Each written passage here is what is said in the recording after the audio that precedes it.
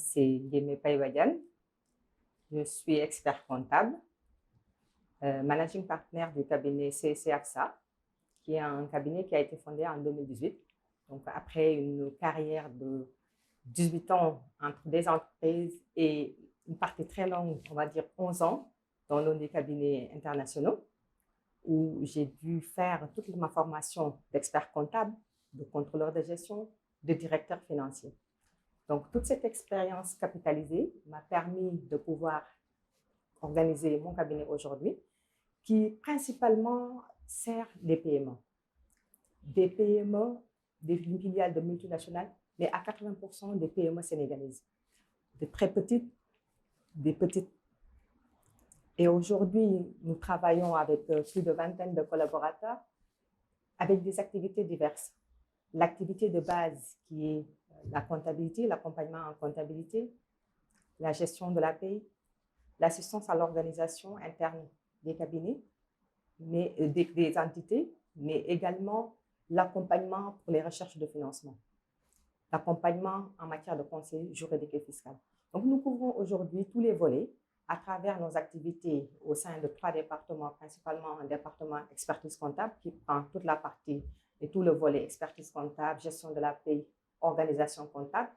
Il a une partie gérée par le département juridique et fiscal et une partie de l'activité qui est gérée par le département advisory qui s'occupe de l'accompagnement des PME sous diverses formes, notamment la partie levée de fonds, la partie formation, la partie accompagnement pour des recherches de financement.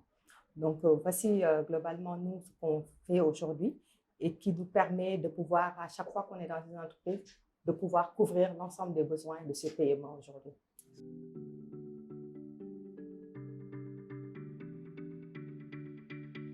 Moi, je ne vais pas dire expert comptable depuis le début. Je pense que depuis la classe de seconde, je le disais, je vais être expert comptable. Je ne sais pas, c'est le nom qui me plaisait, mais j'adorais les chiffres. Donc, ma formation, elle était une formation de comptable. À la base, j'ai fait une formation en ce qu'on appelait G2, c'est le technique comptable, jusqu'au baccalauréat. Ensuite, j'ai intégré l'ESP, l'École supérieure polytechnique, pour une formation comptable également.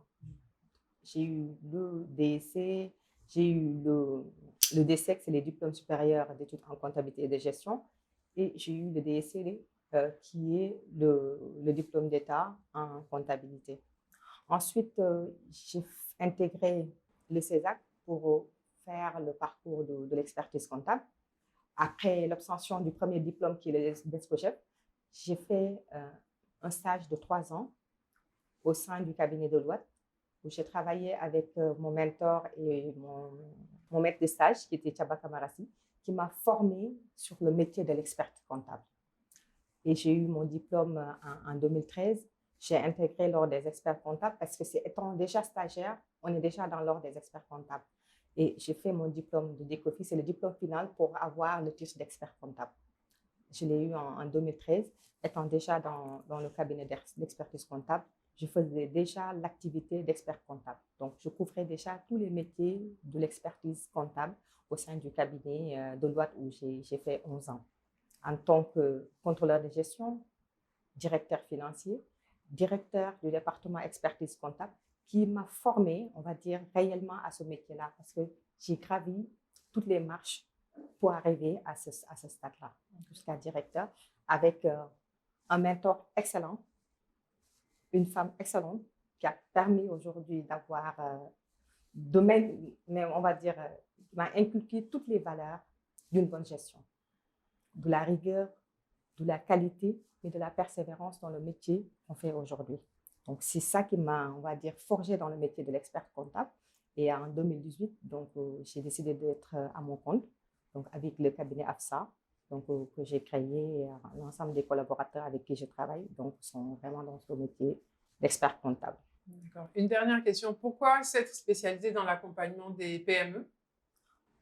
Parce que je sors d'un big, comme on dit chez nous, les Big Four.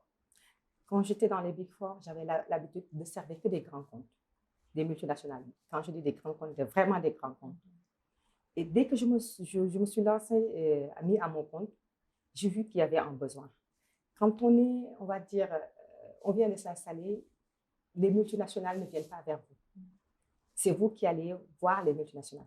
Mais j'avais déjà le background et j'avais déjà la réputation et l'expérience. Donc, automatiquement, j'ai eu ces dossiers. Et puis, je me suis intéressée à ces PME-là parce que ces PME sont venus me voir. Parce que les PME souvent viennent voir les nouveaux cabinets. Parce qu'ils se disent que peut-être les honoraires sont beaucoup plus accessibles. Et c'est vrai, les honoraires sont plus accessibles. Mais également, on est là, on a plus de temps, on a beaucoup de temps pour ces PME-là. Parce que gérer des PME, c'est gérer du début à la fin. C'est comme disait un de mes professeurs, c'est quand on est expert comptable et qu'on gère une PME, il faut se dire que peut-être on est au 7e étage et l'entrepreneur est au premier. Il faut que vous descendez jusqu'au premier, le trouver là-bas et monter avec elle. Et ça, c'est pas donné et c'est pas évident. Donc, c'est un investissement que j'ai fait aujourd'hui et qui est un investissement porteur. Le portefeuille est composé de beaucoup de PME, mais ces PME, machallah, aujourd'hui, sont en train de s'organiser, de pouvoir mettre en place toutes les recommandations, tous les outils qui leur permettent aujourd'hui d'assurer une comptabilité conforme, de pouvoir prendre des décisions sur la base de leur comptabilité. Et ça, pour moi, c'est la valeur ajoutée.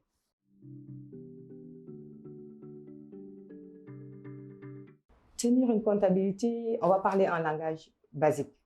C'est répertorier l'ensemble des flux liés à l'activité de la société dans une base de données chiffrée.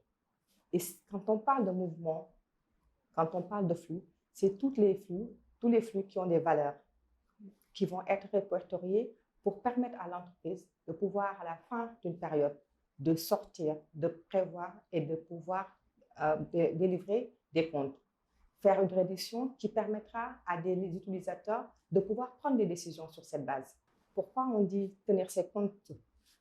Parce qu'on est obligé de répertorier l'ensemble des achats, je donne des exemples basiques, l'ensemble des ventes, l'ensemble des flux de trésorerie, et tous ces éléments doivent être agrégés dans un fichier donné, souvent qui est appelé logiciel ou application, qui permettent à la fin de donner des éléments compilés.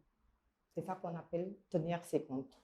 Et quand elle est tenue régulièrement, elle est conforme.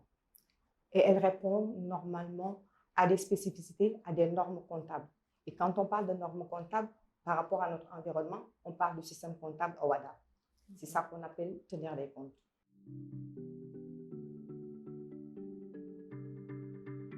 On a des outils tels que les logiciels qui permettent d'assurer la comptabilité générale. Quand on parle d'une comptabilité générale, ça veut dire l'ensemble des flux sont comptabilisés, sont traités, sont saisis et enregistrés. Et dans ces cas-là, on a ce qu'on appelle une application, un logiciel de comptabilité générale.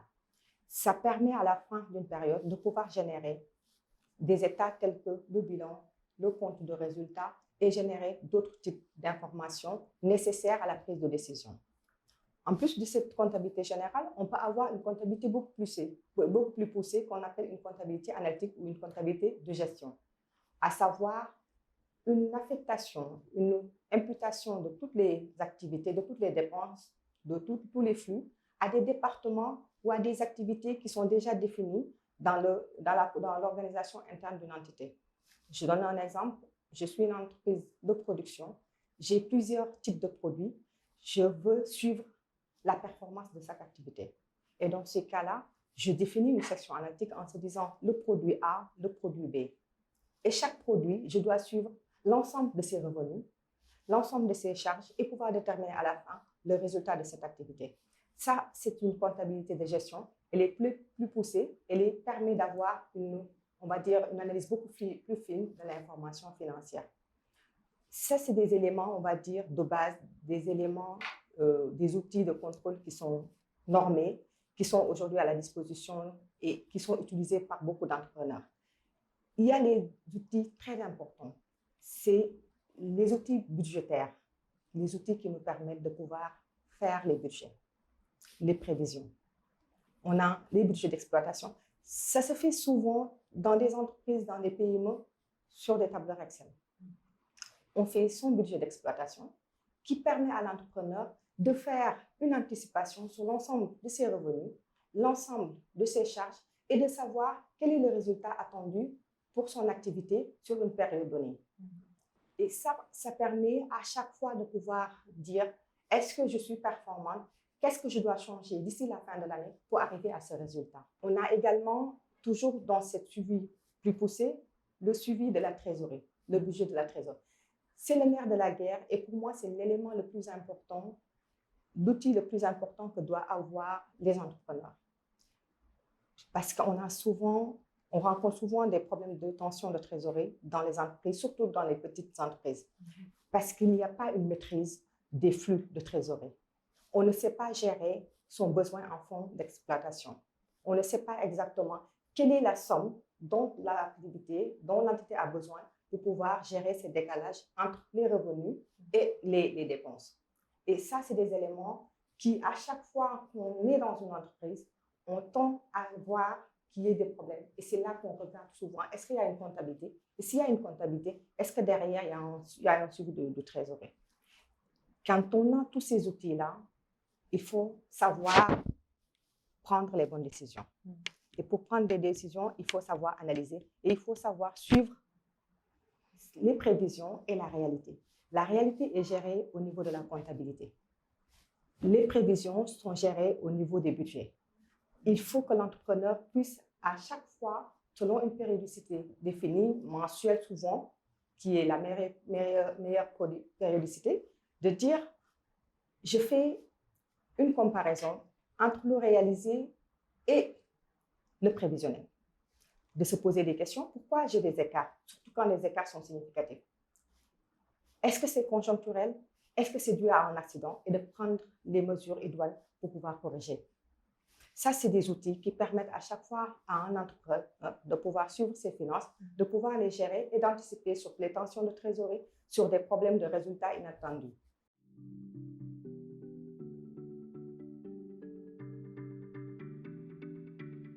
Les éléments clés, vous avez dit la base de la comptabilité. C'est une bonne organisation interne. Si on a une bonne organisation interne qui permet de recueillir l'ensemble de la documentation, de pouvoir capter l'ensemble des flux liés à l'activité, on se dit qu'on a la bonne base. Et ensuite, une fois qu'on a capté l'information, on n'a pas de perte du tout d'information, on n'a pas de rupture de traçabilité de l'information. Il faut savoir les traiter de façon appropriée. Et quand on les traite, ça veut dire qu'on utilise les logiciels qui sont là, mais des logiciels qui sont aussi, qui permettent de pouvoir respecter la conformité réglementaire. Et également de pouvoir produire à la fin des états qui permettent à chaque utilisateur de ces états-là, de cette information-là, de pouvoir retrouver son résultat spécifique, son besoin spécifique. D'accord. Alors, vous avez parlé des états, j'imagine qu'on parle d'états financiers. Et donc, est-ce que là, aujourd'hui, on s'adresse beaucoup à des petites entreprises? Est-ce que toutes les entreprises, quelle que soit leur taille, doivent avoir des états financiers? La réponse, elle est oui. Elle est oui, parce qu'au-delà de l'aspect réglementaire, d'avoir des états financiers, c'est ces états financiers qui permettent à chaque entrepreneur de pouvoir dire à une situation, à un temps donné, voici la situation de mon patrimoine, voici la situation, voici le résultat de mon activité durant toute une période écoulée. Il y a une obligation légale.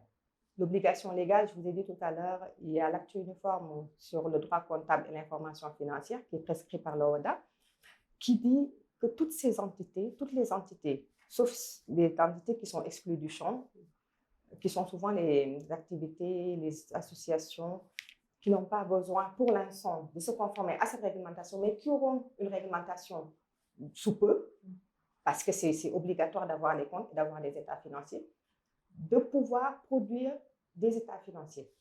Maintenant, le législateur a bien compris que les petites entreprises n'ont pas les moyens peut-être de produire des états financiers un peu complexes, de pouvoir produire des états financiers dont l'information ne sera pas pertinente.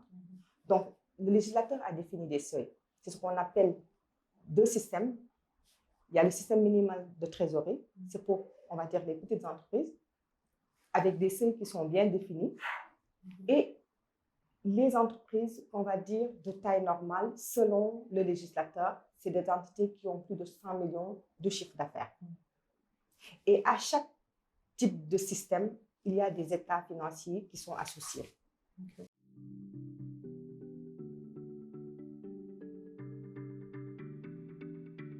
Oui.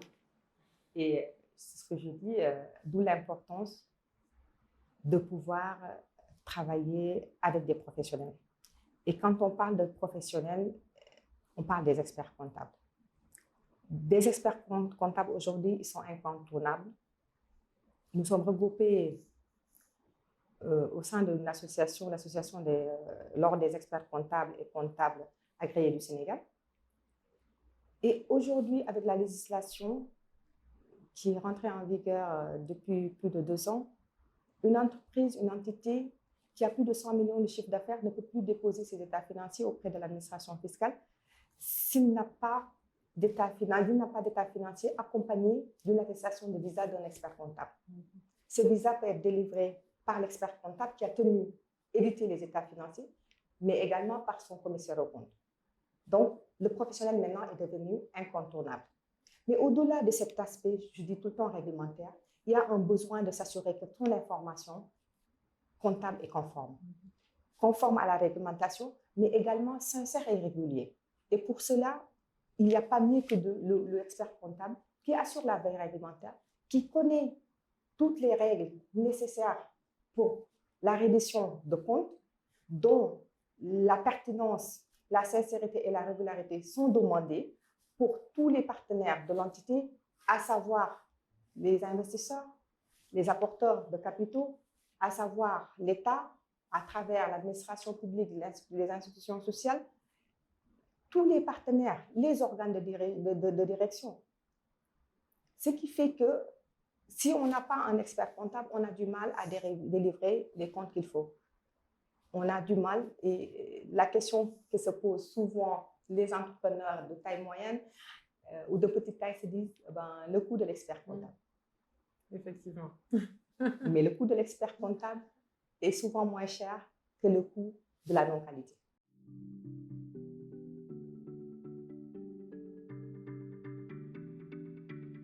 Les avantages sont multiples. Je disais tout à l'heure, la non-qualité, c'est pas mesurable, c'est incommensurable. Par contre, quand on a une comptabilité, quand on a des finances en ordre, on assure qu'on a un bon outil d'aide de prise de décision. Parce que quand on prend des décisions sur une base réelle, on ne se trompe pas souvent. Ça permet de dire qu'on a une maîtrise de son activité. Parce que j'ai mes chiffres qui sont parlants. Et quand mes chiffres sont parlants, je ne peux pas me permettre de dire ça, c'est pas vrai. C'est une information qui est réelle et basée sur de la documentation probante. Donc, quand on a une comptabilité qui est régulière, on sait que toutes ces informations-là reflètent la réalité. Et dans ces cas-là, je minimise le risque d'exploitation. Je sais exactement qu'est-ce que je dois faire, quelles sont les bonnes décisions par rapport à telle charge, par rapport à tel produit, par rapport à telle activité. Également, quand on a des décideurs, quand on a des organes de contrôle, quand on a l'État, quand on a les investisseurs, quand on a les clients, quand on a des fournisseurs, qui sont tous des partenaires de l'entité, on ne peut pas se permettre de donner une information qui n'est pas fiable. C'est, on va dire, cette organisation de finances qui permet de s'assurer qu'il y a une crédibilité de l'information. Et à la fin de la journée, on peut évaluer la performance de cette société et ça donne de la confiance. Ça donne de la confiance à tous ceux qui veulent investir dans une société, de trouver une comptabilité qui est régulière, une comptabilité saine et qui permet à chaque fois de prendre les bonnes décisions.